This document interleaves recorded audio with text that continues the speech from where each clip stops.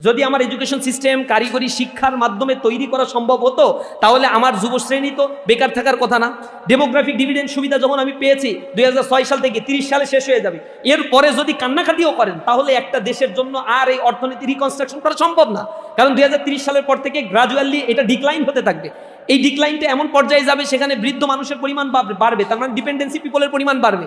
রাষ্ট্র তো ডিপেন্ডেন্সি ভাতা দেয় না, তাহলে ডিপেন্ডেন্সি পিপলের পরিমাণ বাড়লে ওয়ার্কিং পিপলের উপরে এক্সট্রা প্রেশার তৈরি হবে। এই এক্সট্রা প্রেশারগুলো হচ্ছে আনএমপ্লয়েড ক্রিয়েট করবে, সাথে সাথে আমাদের মধ্যে মানসিক অস্বস্তি তৈরি করে, আবার হচ্ছে ইকোনমিকে আবার গ্রাজুয়ালি ডাউনওয়ার্ড স্লোপিং এর দিকে নিয়ে যায়।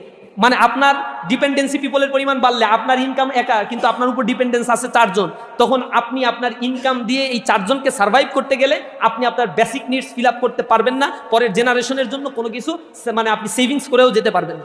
অর্থনীতি গ্র্যাজুয়ালি এখানে ডিক্লাইন হতে থাকে এবং এনার্কি সিচুয়েশন তৈরি হয় সোসাইটির মধ্যে।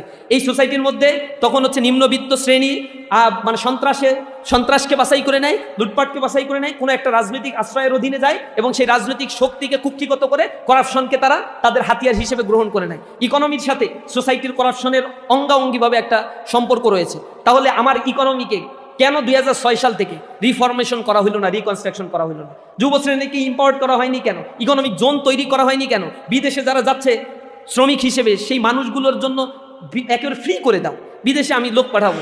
তাহলে আমার যদি বাংলাদেশ সরকার 100 কোটি টাকা যদি একটু বরাদ্দ রাখে যে বিদেশে যে শ্রমিকরা যায় তাদেরকে 100 কোটি টাকা এখানে দিলাম, যেতে যে খরচ হয় তার একটা অংশ বৃত্তি হিসেবে এই শ্রমিকদের দিব। আমার দেশের অর্থনীতি চালায় তো এরা, এই অর্থনীতি যেহেতু যা চালায় এরা, আমার দেশের অর্থনীতির বেসমেন্ট এদের উপরে দাঁড়িয়ে অর্থনীতি যখন বন্ধ করে দিয়েছিল রেমিটেন্স পাঠানো, জুলাই আন্দোলনে হাত পা ধরা শুরু হয়ে গেছিল না? 7 দিন রেমিটেন্স বন্ধ করে দিলে দেশের অবস্থা খারাপ হয়ে যাবে। কারণ 62% খাদ্যশস্য বিদেশ থেকে আমদানি করতে হয় রাইট নাও। আমাদের দেশের কল কবজা যা চলে সব বিদেশ থেকে আমদানি করতে হয়, আর এই আমদানি করতে গেলে ডলার দরকার। ডলার কোত্থেকে আসে? নিজের দেশের অর্থনীতি ফ্লো বাড়লেই ডলারের ফ্লো বাড়ে না। এখানে ইন্টারন্যাশনাল ট্রানজ্যাকশনের অনেক বড় বিষয় আছে, ব্যালেন্স অফ পেমেন্টের অনেক বড় বিষয় আছে। এই ব্যালেন্স অফ পেমেন্ট যখন ইমব্যালেন্স হয়ে যায় তখন দেশের ইকোনমি অস্থির অবস্থার মধ্যে দিনাতিপাত করতে থাকে।